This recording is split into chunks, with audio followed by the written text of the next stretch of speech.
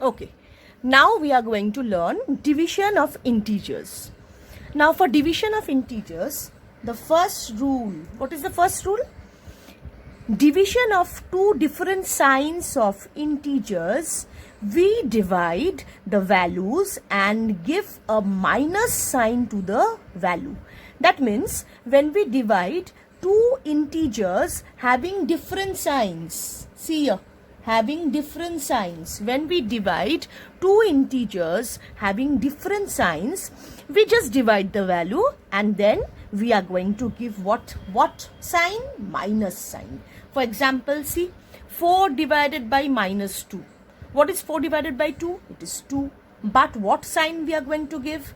We are going to give a minus sign because one is plus, one is minus. They are having different signs. For the next example, see here, 6, we are having minus 6 here divided by 3. So it is 6 divided by 3, again 2, and we are giving what sign here? Again we are giving a minus sign. Okay, again we are giving a minus sign because one is plus, one is minus. Okay, now we are coming to division of two same sign of integers. That means we are going to divide two integers which are having the same signs. Division of two integers which are having same signs. What we do? We divide the values and give a plus sign to the value. We divide the values and then we are giving a plus sign to the values. See here, one is 8 and one is 2. Example 1. 8 divided by 2. What does it denote? 8 means positive and 2 means positive number. And we don't write the plus. So what happens? 8 divided by 2 is 4. So your answer is 4, which is also positive. We are giving a plus sign. Now the next one is minus 9 divided by minus 3. That means 1 is negative, minus 9 is a negative integer, and minus 3 is also a negative integer.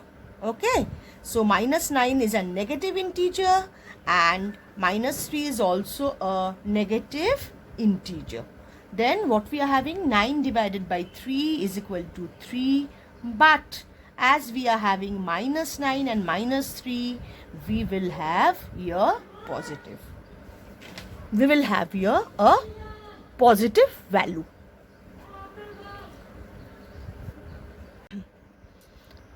Now students, some properties of division of integers. The first is, see, if a is an integer and a is not equal to 0, then we have 0 divided by that integer a, that is equal to, we can write as 0 by a is always equal to 0.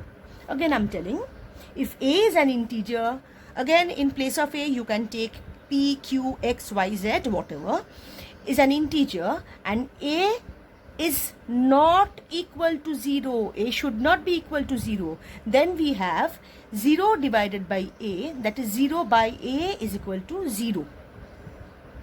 Again, see here, a divided by 0, that is equal to a by 0 is not meaningful. Here I have shown, the first one I am showing 0 divided by a, that is 0 divided by a, the integer a is equal to 0. But here second one, a divided by 0, a divided by 0, this one, that is equal to a divided by 0 is not meaningful. It is meaningless actually. I'll give you the first example. 0 divided by 6 is equal to 0. As the first one, 0 divided by a, here a we have taken a positive integer as 6 is equal to 0. Secondly, 0 divided by a negative integer minus 4 is also equal to 0. But 6 divided by 0, as I have said, a, the integer divided by 0, a by 0 is not meaningful. 6 divided by 0 is meaningless. That means if the denominator is 0,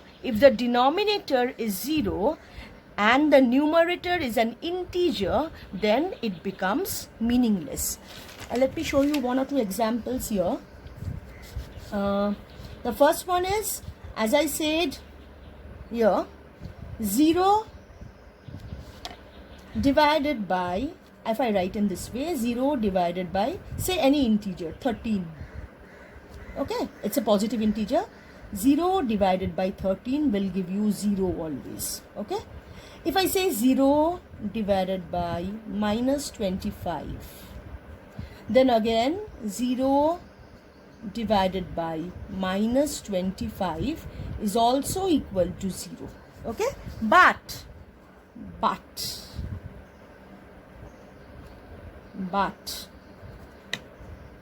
the integer, if I take the integer in the numerator portion, that means if I say minus 6 divided by 0, or minus 16 divided by 0, minus 16 divided by 0 is meaningless, is not meaningful.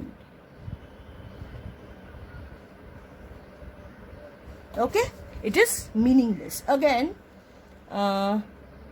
36 divided by 0 is also meaningless. 36 divided by 0 is also meaningless. So anything divided by 0 has got no meaning, it is meaningless. But 0 divided by the integer gives you the value 0. Divided by the integer gives you the value 0.